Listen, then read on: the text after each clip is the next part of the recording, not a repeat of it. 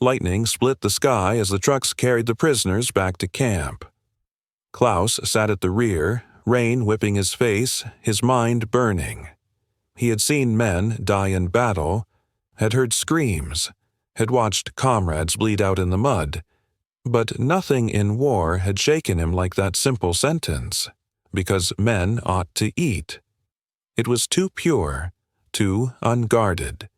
It made him feel naked. He thought of his father's words back in Hamburg. Never trust the mercy of an enemy. But maybe, he realized, mercy wasn't a weakness at all. Maybe it was power, the kind of power his country had never understood. When they arrived at camp, the guards counted heads, closed the gate, and disappeared into the rain.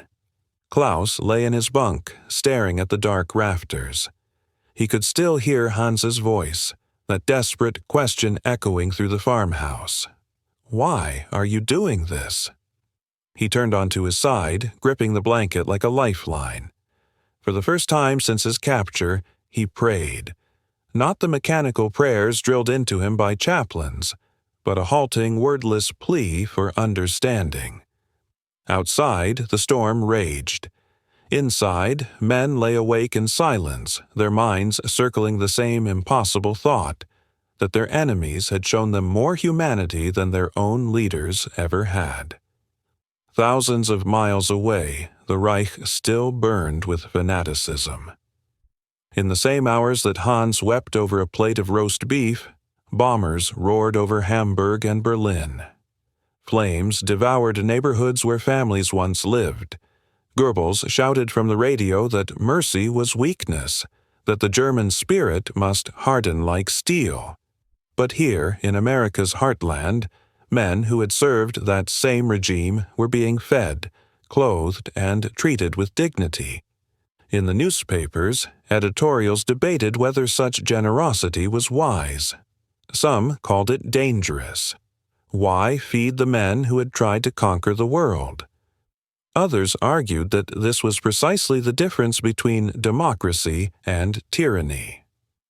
And in kitchens across the Midwest, people like the Meyers didn't need philosophy. They just did what they thought was right. The following week, something shifted in the camp.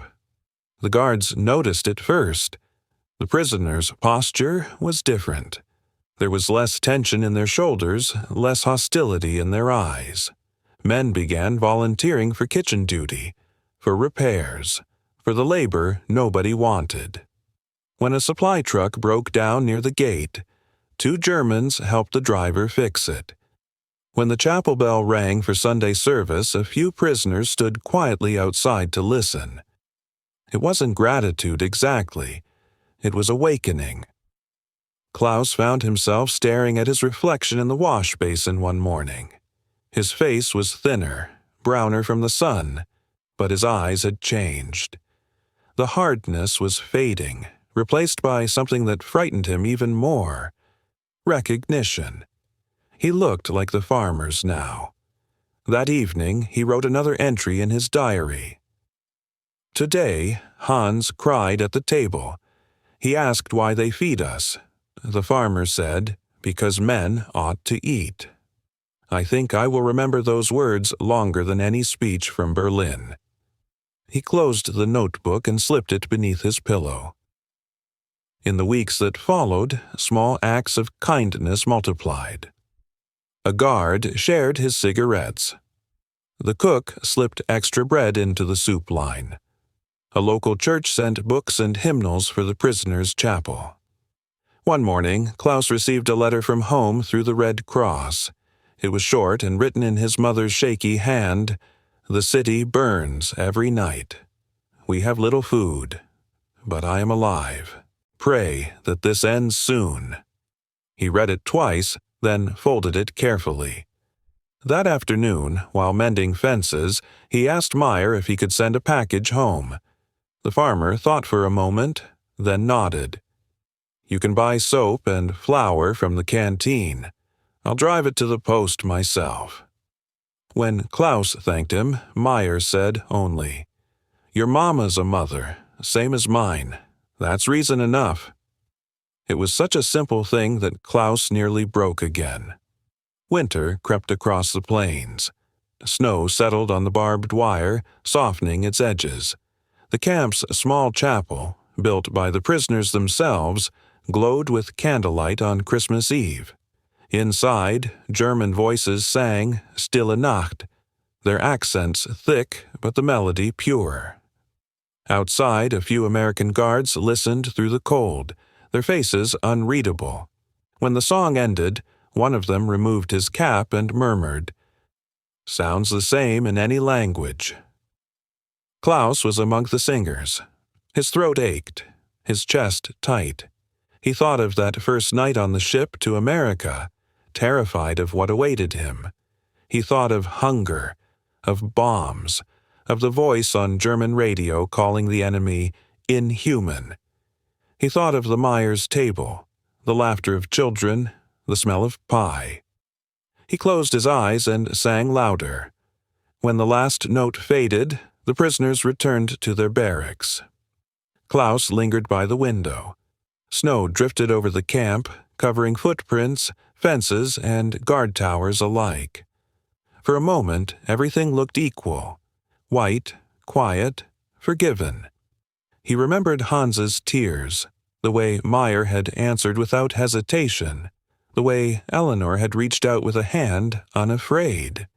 He whispered the words again to himself, as if to test their truth. Because men ought to eat. It was not just an explanation. It was a creed. And somewhere deep in his chest, beneath the guilt and the memories, something steady began to take root.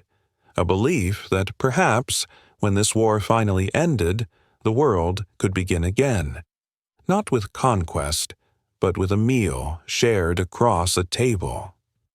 Klaus turned from the window, climbed into his bunk, and pulled the blanket to his chin.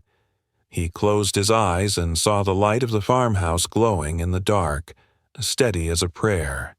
He didn't know it yet, but that image, the table, the bread, the mercy, would follow him for the rest of his life. It would outlive the war, the flags, and the ruins. Because in that room, on that night, a prisoner had discovered the most dangerous truth of all, that kindness could break a man more completely than hate ever could. Winter settled over Nebraska like a long exhale. The fields lay bare now, wrapped in frost, the horizon pale and endless. The wind carried the smell of snow and coal smoke from the farmhouses scattered across the plains. Inside the camp, the prisoners wrapped themselves in blankets, trading jokes and memories to keep warm. Klaus Becker sat on his bunk one evening, staring at a letter that had taken months to reach him. The envelope was thin, smudged by travel and time. The handwriting, his mother's, was shaky but still familiar. "My dear son," it began. "We are alive, though Hamburg is no longer a city but a wound. We have little to eat. I dream that you are safe. If you can, send nothing but prayers." Klaus folded the letter carefully, then pressed it to his chest. He thought of the Myers table, the golden crust of bread, the warmth of their kitchen, the prayer before eating. He had lived like a ghost for so long that the memory of that light felt almost unreal, yet it was the most real thing he knew. He whispered aloud, "They feed us as if we were their sons." By January 1945, snow covered the camp in quiet layers. The war in Europe raged on. Reports from the Red Cross told of cities reduced to ashes, of starvation in the east, of armies retreating through the ruins of their own making. But inside the barbed wire of Camp Geneva, life followed an impossible rhythm of decency. The prisoners rose each morning to hot coffee and oatmeal. They worked the fields, repaired fences, built furniture for the nearby town. They earned small wages, script tokens they could trade for soap, cigarettes, or stamps. At night, they read in the library or wrote letters home. Every day seemed to chip away at something hard and unseen. The men who had once sworn oaths to a dictator now found themselves respecting the quiet authority of American sergeants who treated them fairly. It was disorienting. It was humbling. For Klaus, it was transformative. He began spending more time with the camp's chaplain, a Methodist minister named Reverend Thomas. The Reverend had served as a missionary in Germany before the war and spoke fluent German. His sermons were simple. Mercy is not weakness. Justice without compassion is cruelty. One evening, after a small service in the chapel, Klaus lingered behind as the other men left. The room was still lit by candles, their flames flickering against the wooden walls. "Reverend," Klaus said slowly in English, "why are you kind to us? We are your enemies." The Reverend smiled faintly. "I don't serve nations," he said. "I serve God, and I believe he's still in the business of turning enemies into neighbors." Klaus didn't answer. He only nodded, his throat tight. Letters from prisoners began reaching Germany that winter, carried through the International Red Cross. Censors blacked out the names of towns and camps, but not the words that mattered. "Dear Mother," Klaus wrote, "I am in America. We are treated with respect. We are fed, clothed, and allowed to work. They follow the rules here, the Geneva rules. I wish you could see it. They feed us as if we were their sons." He hesitated before adding one more line. "If this is the enemy, perhaps the world is not lost after all." He folded the paper, sealed it, and handed it to the guard who collected mail. The guard, a young man from Ohio, gave him a nod. "You write good English, Becker." "Trying," Klaus replied. "I want to say truth." The guard grinned. "That's a start." The Geneva Convention of 1929 was more than words on paper. It had become a moral compass. In Europe, both sides had broken it in the fog of vengeance. But here, thousands of miles away, the United States followed it to the letter. 3 meals a day, 3,200 calories. Medical care equal to that of American troops, access to education, libraries and chapels, even musical instruments, so that men might play instead of brood. In Washington, policymakers saw it as strategy, a way to encourage Axis soldiers to surrender, to save American lives.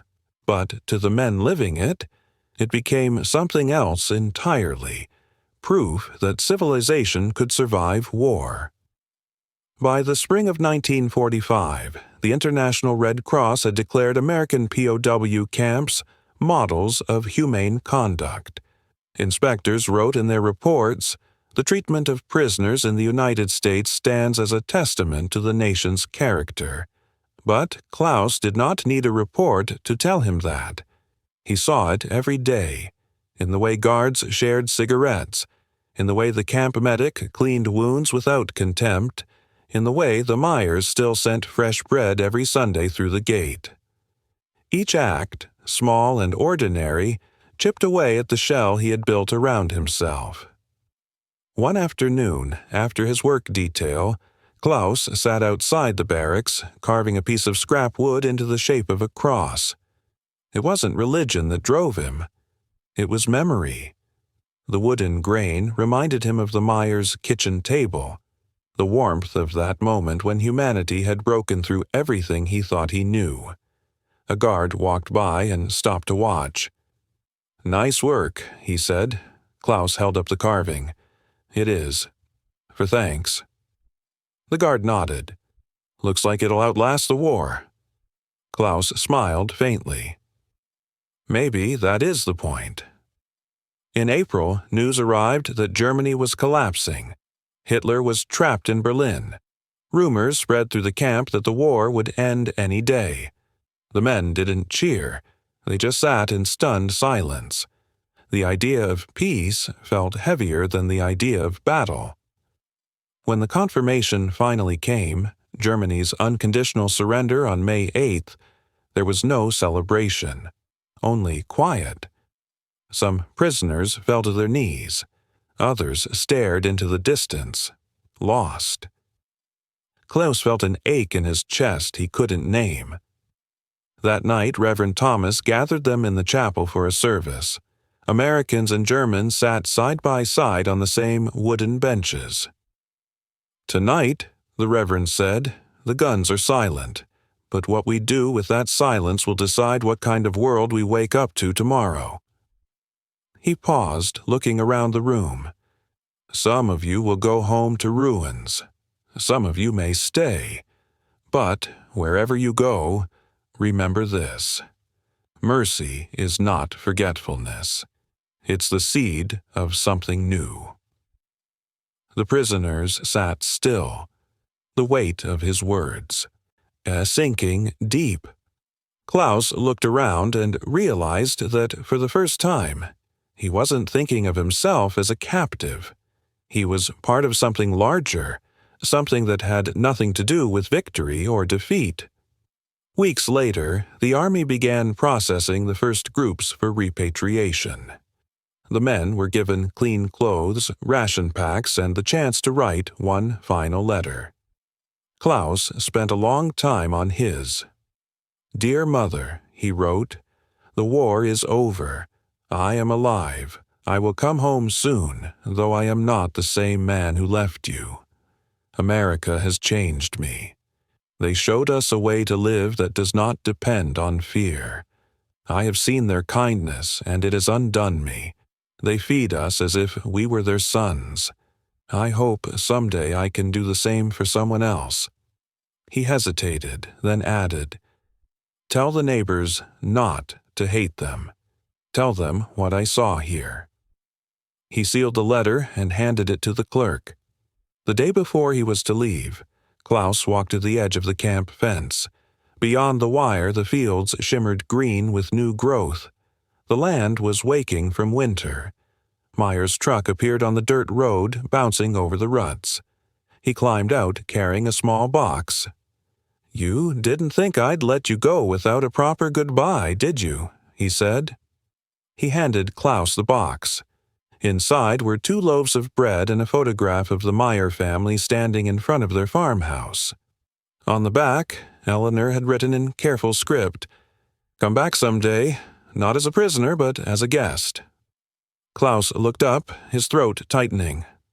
"I will," he said, "if I can." Meyer nodded, extending his hand through the fence.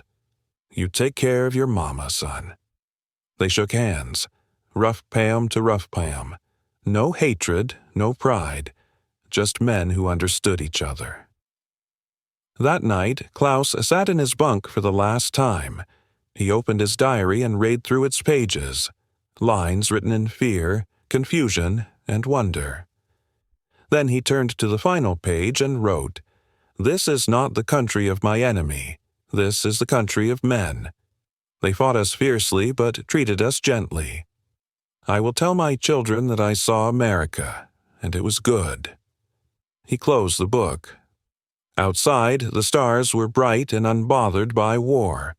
For the Americans, the prisoners were just one more detail in a vast, victorious campaign. But for the men who had lived behind the wire, it was something else entirely. A revelation, a mirror held up to humanity itself. When the train carried Klaus eastward toward the coast the next morning, he pressed his forehead to the glass as Nebraska slipped away.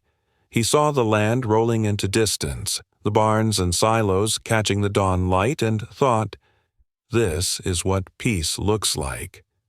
And somewhere behind him, in a farmhouse kitchen smelling of bread and coffee, a woman bowed her head and whispered a quiet prayer for the boy she had fed and the son she still waited to see again. In that unspoken grace, a bridge had been built, one that no army could ever destroy. The war ended not with parades, but with silence. Across Europe, the guns went quiet and the smoke lifted to reveal a continent broken beyond imagination. Cities that had once pulsed with music and laughter were now skeletons of brick and ash. Roads were filled with orphans and widows, farmers pulling plows by hand, and men who no longer knew what side of history they belonged to. When the ships brought the German prisoners home, no bands were waiting on the docks. There were no flags, no songs, only ruins. Klaus Becker stepped onto German soil again in the winter of 1946. The air smelled of coal dust and sorrow. The port at Bremerhaven was choked with refugees. Everywhere he looked, he saw faces hollowed by hunger, children with sticks for legs, women wrapped in rags scavenging through rubble. It was home, and yet it wasn't. He clutched a single suitcase, the one given to him by the Americans, with a few shirts, a loaf of bread, and the small wooden cross he had carved in camp. Inside one of his pockets lay a folded photograph. The Meyer family, smiling in front of their farmhouse, sunlight falling across their faces. On the back, Eleanor's handwriting. "Come back someday, not as a prisoner, but as a guest." He kept touching it, as though to remind himself that the world he had seen in Nebraska had really existed. The train to Hamburg crawled through a wasteland. Bridges were twisted wrecks. Fields were pocked with craters. When he finally arrived, the city was unrecognizable. Entire blocks were flattened, reduced to brick dust and chimneys that stood like gravestones. He found his mother living in a basement with distant relatives. Her hair had gone gray, her face lined by fear and famine. She wept when she saw him, holding his face in trembling hands as if afraid he might disappear. "They told us you were in America," she said. "I was," Klaus replied softly. Her eyes searched his. "Was it terrible?" He hesitated, then shook his head. "No, Mother. It was different. They fed us. They prayed for us." She frowned, not understanding. Klaus reached into his coat and pulled out the photograph. He showed her the smiling American family. "These people gave me food," he said. "They treated me as a man, not as an enemy." His mother stared at the image for a long time, as if trying to imagine what kind of world could produce such faces. Then she whispered, "Maybe God was still watching after all." Over the months that followed, former prisoners returned from America with stories that defied belief. They spoke of meat and bread, of warm beds and libraries, of guards who shared cigarettes and farmers who said grace before feeding them. At first, no one believed them. It seemed impossible that the enemy could have shown mercy when their own nation had built camps of horror. But the letters kept coming, hundreds, then thousands, sent through the Red Cross or carried home in pockets. In America, one former Luftwaffe mechanic wrote, "They treated us as men. They taught us that decency is stronger than discipline." Another wrote simply, "I saw the face of my enemy, and it looked like my brother's." Klaus found work repairing typewriters for the new city administration. He lived simply, eating whatever rations were available, but he never stopped writing. To the Meyers, he sent his first letter that spring. "Dear Mr. and Mrs. Meyer, I hope this finds you well. I am home in Hamburg. The city is destroyed, but I am alive. You fed me once, and it changed the way I see the world. When I think of America, I do not think of soldiers or guns. I think of your table, your bread, and your prayer. You showed me that kindness is stronger than any army. I thank you with all my heart." He sealed the envelope and handed it to the post clerk, who looked at the address, Nebraska, United States, and raised an eyebrow. "You think it will reach them?" Klaus smiled faintly. "It has to." Across the ocean, mail bags arrived in small-town post offices across the Midwest. Handwritten letters from Germany, addressed in neat but uncertain English, began appearing in American mailboxes. Farmers who had once hosted POW work crews found themselves reading words that made their hands shake. One letter from Bavaria read, "I was your prisoner. I still remember your wife's apple pie. My children have never tasted such things, but I tell them it was made with freedom." Another, from a man named Friedrich in Hanover. "I plant my fields again now. I remember how you said, 'The soil forgives if you work it right.' I'm trying to believe that people can forgive too." The Meyers received Klaus's letter in June 1946. The envelope was creased and worn, the handwriting careful and uneven. Eleanor read it aloud at the breakfast table. When she finished, she sat quietly, wiping her eyes with her apron. "Imagine that," she whispered. "All that way, and he remembered the bread." Meyer nodded slowly. "You never know what sticks with a man," he said. "Maybe that meal did more good than all the bullets we fired." He folded the letter and placed it in the family Bible. Years passed. Germany rebuilt. America boomed.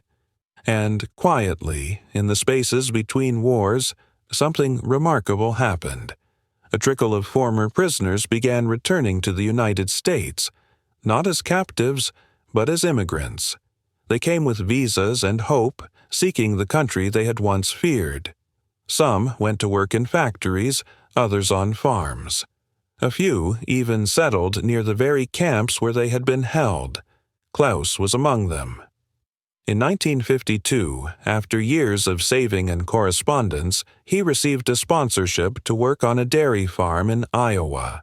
When he stepped off the train, the air smelled of grass and diesel and memory. America looked the same, wide, alive, clean. He traveled to Nebraska soon after, clutching a small suitcase and the Meyer family's address, worn soft from years of folding. The road to their farm was lined with the same cottonwoods he remembered.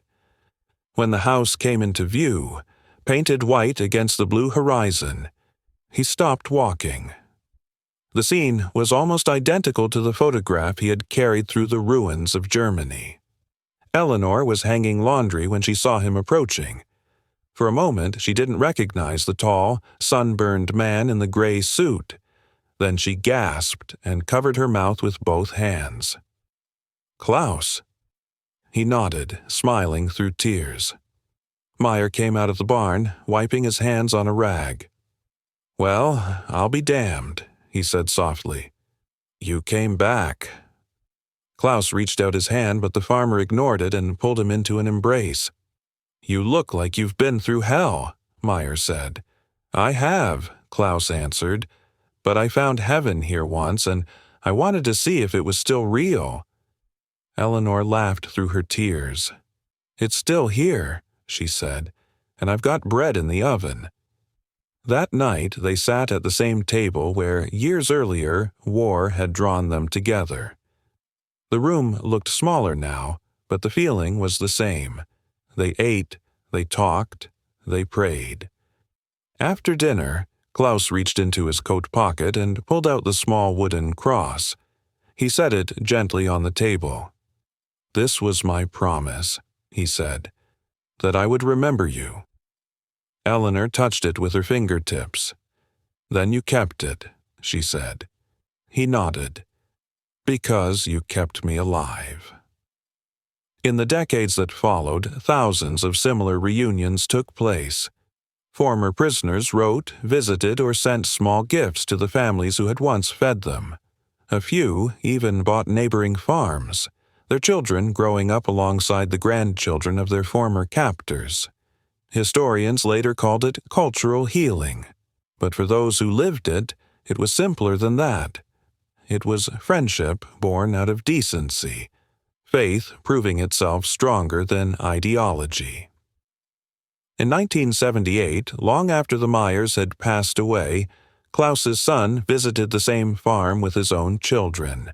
He showed them the fields, the barn, and the old oak tree that still stood by the porch. Then he pointed to a photograph hanging in the hallway, the same one his father had carried home to Germany. "This," he told them, is what real victory looks like." His daughter, barely 6, frowned. "But didn't America win the war?" He smiled. "Yes," he said, "but they also won something bigger. They won back humanity." Across time and ocean, letters continued to cross the distance between the children of enemies. Some were written in English, some in German, but they all carried the same quiet truth. We were enemies once. You fed us. We never forgot. And in small towns across America, people still kept those letters, folded, yellowed, but never thrown away, tucked into Bibles, framed on mantels, or saved in family trunks. Proof that even in the darkest century, the human heart could still choose light, because in the end, the greatest story of the war was not who conquered whom, but who remembered to share their bread. They came as enemies. They left as witnesses. And in feeding them, America fed its own soul. The story of the German prisoners of war in America does not end with their repatriation, or even with their letters of gratitude. It lives on, quietly, in the moral memory of a nation that once believed decency was a form of strength. In 1944, America was a land both exhausted and alive. Its people prayed before breakfast, worked until sunset, and believed that the measure of greatness was not only how fiercely you fought, but how fairly you treated those who had fought against you. Churches overflowed on Sundays. Families bowed their heads over tables that smelled of bread and coffee. Neighbors lent one another tools, food, or faith without being asked. It was a flawed country, yes, segregated, imperfect, struggling, but even in its imperfection, it reached for something higher. It believed that humanity itself was worth defending. And somewhere in that belief, the prisoners found salvation. When historians look back on the war, they often count the victories in miles of territory or tons of steel. But for men like Klaus Becker, the true victory was something invisible, something moral. He once wrote, "They conquered us with food. They defeated our hate with their kindness." He lived long enough to see his children grow up as friends to Americans, to see trade and peace replace the iron walls of ideology.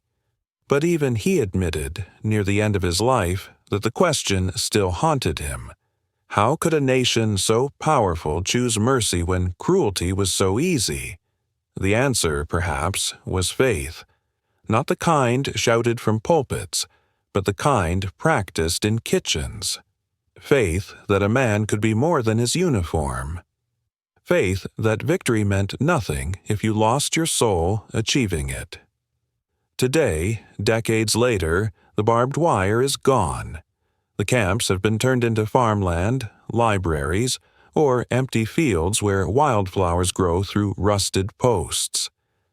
The wind that once carried the sound of guards' whistles now drifts over wheat and the hum of distant machinery. But if you stand in those places long enough, you can still feel it, the echo of something noble that passed through there once. Sometimes an old photograph surfaces. American farmers in overalls beside thin, smiling German men, shovels in hand, the sun blazing over their shoulders. There's a simplicity in those faces, a kind of moral clarity that feels almost foreign to the modern eye. People see those images now and ask, how could they? How could a nation feed its enemies while its own sons were dying overseas? How could it afford mercy in the middle of war? The truth is, it couldn't afford not to, because that mercy became the proof of what America believed about itself, that freedom was not vengeance, and compassion was not weakness. The children and grandchildren of those who lived it tell the story now. Some remember the letters tucked into family Bibles, written in careful German script. Others recall their fathers saying, "We had Nazis working in our fields, and your grandmother brought them lemonade. They laugh when they tell it, half in disbelief, half in pride. In Germany, too, the story survived. The children of those former prisoners grew up hearing about the miracle of the American camps. They heard about farmers who shared food, guards who smiled, chaplains who preached forgiveness instead of fear. Many of them wrote to American newspapers decades later.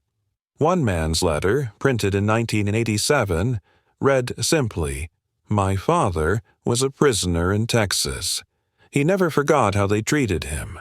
When he rebuilt our home after the war, he put an American flag on the wall. He said, 'It's not their politics I love, it's their decency.'" Decency. That small, old-fashioned word, out of place in a modern vocabulary obsessed with winning, profit, and outrage, was once America's greatest weapon. And so the story becomes a mirror. In 1944, America was pure in comfort but rich in conscience. It built tanks and planes, yes, but also libraries for its prisoners. It won wars abroad while holding itself accountable to something sacred at home. Today, that reflection feels harder to recognize. The same nation that fed its enemies now hungers for empathy of its own. Its people argue across invisible lines. Its churches grow quieter. Its citizens scroll through noise instead of listening to each other. The moral certainty of the greatest generation has faded into nostalgia, and yet, beneath all the noise, it still flickers. Sometimes it appears in a natural disaster when strangers rush to help one another. Sometimes it appears in the small kindness of a neighbor who shows up unasked. And sometimes it appears in the telling of stories like this one, reminding Americans of what they once were and what they still could be. Klaus Becker died in 1993, an old man with a farm of his own near Hamburg. On the wall above his desk hung a framed photograph, the Meyer family and their prisoner standing together, smiling in the Nebraska sun. Beneath it, he had written a single sentence in both German and English. "In war, they fed us. In peace, they taught us how to live." At his funeral, his son read aloud from one of the last letters Klaus had written. "I learned that nations are not measured by their armies, but by their mercy. America showed me that goodness is not an accident. It is a choice. And if a people can choose to feed their enemies, then perhaps the world still has hope." The letter was printed later in a German newspaper, and copies found their way back across the Atlantic. One landed in the local library of Hastings, Nebraska, not far from where Camp Geneva once stood. A librarian clipped it out, laminated it, and pinned it to a display board titled "When Enemies Became Guests." Visitors still stopped to read it, standing quietly for a moment before moving on. If the people of 1944 could see America now, what would they recognize? The skyscrapers and highways, the technology and wealth, they'd marvel at it. But they might also ask harder questions. Do we still bow our heads before meals? Do we still know our neighbors? Do we still believe that kindness is strength?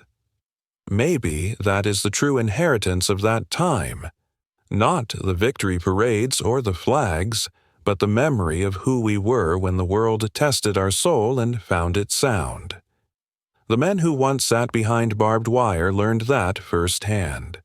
They carried that truth home in their hearts, in their letters, in the way they raised their children to believe that goodness could cross any border.